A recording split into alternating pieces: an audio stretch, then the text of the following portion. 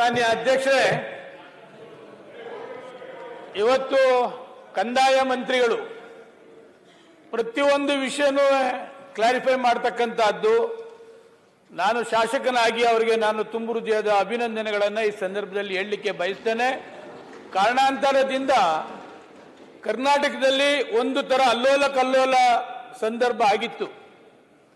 ಪ್ರತಿಯೊಂದನ್ನು ಕೂಡ ಇವತ್ತು ಕ್ಲಾರಿಫಿಕೇಶನ್ ಮಾಡಿ ಏನೆಲ್ಲ ಸರ್ಕಾರ ಡಿಸಿಷನ್ ತೆಗೆದುಕೊಂಡಿದೆ ಅಂತಕ್ಕಂಥದ್ದು ತಮ್ಮ ಮುಖಾಂತರ ಕರ್ನಾಟಕದ ಜನತೆಗೆ ಹೋಗಿದೆ.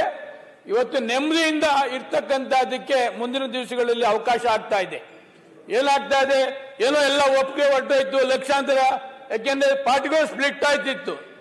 ಎಲ್ಲ ಕಡೆ ಆ ಕಡೆ ಒಂದು ಗುಂಪು, ಈ ಕಡೆ ಒಂದು ಗುಂಪು, ಏನೋ ಆಗೋಗಿದೆ.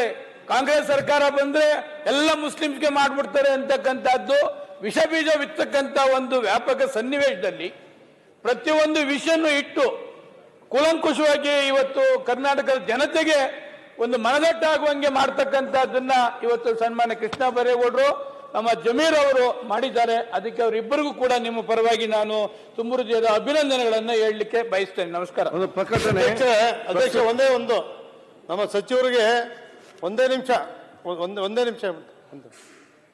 ಅವರು ಸಮರ್ಥವಾಗಿ ರಾಜ್ಯ ಜನತೆಗೆ ಉತ್ತರ ಕೊಟ್ಟಿದ್ದಾರೆ, ಸಂದೇಶ ಕೊಟ್ಟಿದ್ದಾರೆ, ಬಹಳ ಸಮರ್ಥವಾಗಿ ಮಾಡಿದ್ದಾರೆ, ಸವಿವರವಾಗಿ ಮಾಹಿತಿಯನ್ನು ನೀಡಿದ್ದಾರೆ. ಅಧ್ಯಕ್ಷರೇ, ಒಂದು ಸಣ್ಣ ವಿಷಯ ಏನು ಅಂತ ಹೇಳಿದ್ರೆ, ಸಾಗುವಳಿ ಚೀಟಿ ಆಗದೆ ಇರ್ತಕ್ಕಂಥವ್ರು ರೈತರು, ಅವರು ಪಾಣಿ ಇದ್ದು RTC ಇದ್ದು ಅವ್ರ ಅನುಭವದಲ್ಲಿದ್ದರೆ, ಕೃಷ್ಣ ಬೈರೇಗೌಡ್ರೆ